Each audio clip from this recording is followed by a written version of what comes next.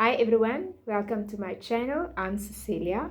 Today I am doing another story time, and for those of you who knows that it's not any other story, that story always comes with a teaching. So let's see what I can unravel out of this, because story time is always a teaching moment. So I'm going to title this video, The Wrong Key Still Looks Right. Promise or Counterfeit. So one day, two of our friends came over to visit. One of them drove a Suzuki, and we also have a Suzuki at home. So when it was time for them to leave after they visit, uh, my friend confidently picked up a Suzuki key from the bunch of the car keys. Remember, it's the same brand. Not necessarily the same shape. I definitely know that the key holders were different, but I'm sure that it felt right in her hand. So she tried to open the car, but nothing happened. And I still remember someone asked, "Is that the right key?" "Of course," she said. "Yes." And she struggled, nothing happened. The car still didn't want to open.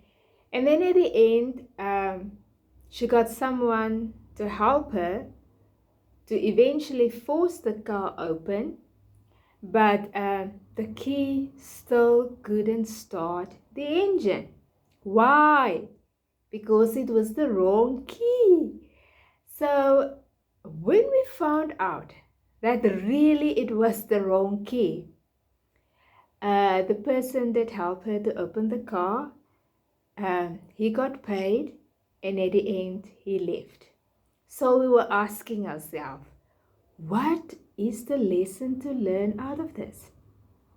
So we said, maybe the man needed the money, which is probably true.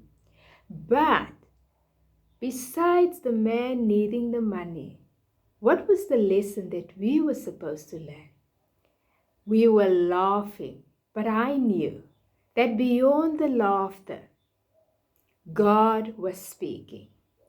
So we all know in our everyday life, every day there's a lesson to learn. So I don't know what my friends have learned out of this story, but for me, I actually really had to go and reflect, and I was thinking, how easy is it to grab the wrong key and to be sure it's the right one, just because it looks right. And remember, like I said, it was the same brand, not necessarily the same shape, but it was definitely a different model, meaning different assignment. That key was not designed for that car.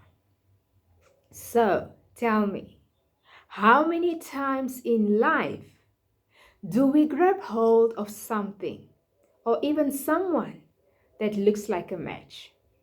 I'm going to make an example. Let's say, for instance, you have two men of good character, respectable, responsible, or even honest. Let's say, for instance, friendship, because you get that also in friends. Loyal, trustworthy, or maybe two opportunities. That seems divine. And to be honest, they look right. People are talking the right way, and everything sounds good and promising. But only two, even though there's two, only one is designed for you. The other is a counterfeit, very close, but not covenant. So let's go a little bit deeper. There's a scripture that comes to mind of Acts 16, verse 16. Remember the story of the young girl that followed Paul and Silas, and she kept on saying that these men are the servants of the Most High God. What she said was true, really, but something in her spirit wasn't. So at the end, Paul got so annoyed with this girl that is following them. He didn't immediately rebuke her or cast out the spirit of divination. He discerned first, and then from there, he actually cast out the spirit of divination. What the girl said sounded right. She said the right things. But the thing is, her source was wrong. So there's a difference between truth from the Spirit of God and from a counterfeit source. Meaning that there's a difference between the word of knowledge and the spirit of divination. So there's another scripture that comes to mind, Matthew 7:15 to 20, that actually talks about a false prophet, that actually tells us how we should know them by their fruits and not of their form. And we can easily be deceived in a sense of, how well they speak, sometimes even, the way how they look, because you tell yourself there's no way someone like this can, can deceive me. But you know what? There's this one word that always stay with me that says even the elect shall be deceived. So for us, what I'm actually trying to say is we have to be able to discern. We have to really discern, because if we don't discern, we can be deceived very easily. Another story that mirrors this one best is the one of Abram and his son. Ishmael and Isaac are both Abram's sons. They are both Abram's children. But only one son is the son of the promise, meaning the son of covenant, and that's Isaac. Ishmael is born out of human reasoning. He's born out of impatience, where Isaac is the promise. Isaac is born out of covenant. And so these are actually the comparison that I can make with this. But the important thing for us is to know that just because something fits in your hand doesn't mean that it fits your destiny. We actually have to be careful to try and force things open, like we have to be careful what doors we are trying to open, because the thing is, if you open that door, will you be able to keep it open? Because the door opener keeps that door open, allow you to go through, and he gives you the ability, the favor, and everything that comes with it, that what you need for you to go through that door.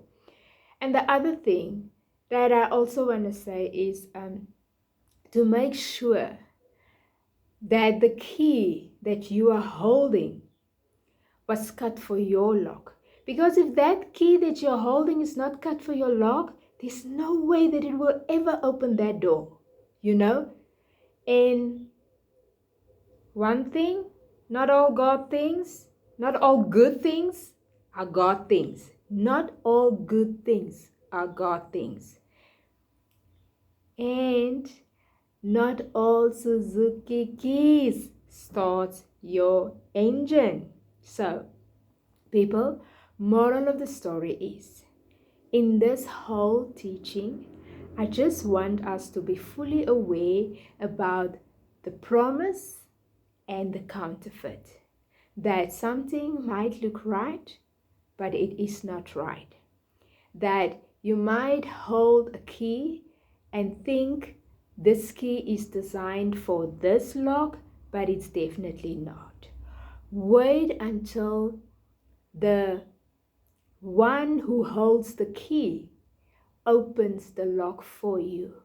Wait until the one who opened the doors open the door for you.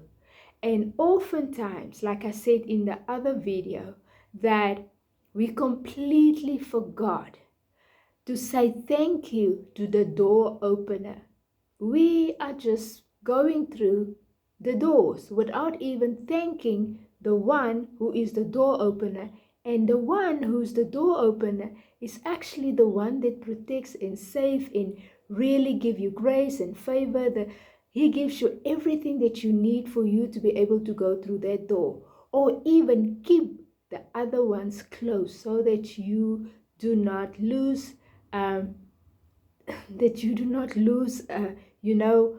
everything in the process, because if you go through a wrong door, it's a lot of heartache, a lot of hurt, a lot of everything. So be patient. Wait for the door opener. Wait for the key, the one that holds the right key. Wait for the ones who gives breakthroughs. Wait on God. Be blessed.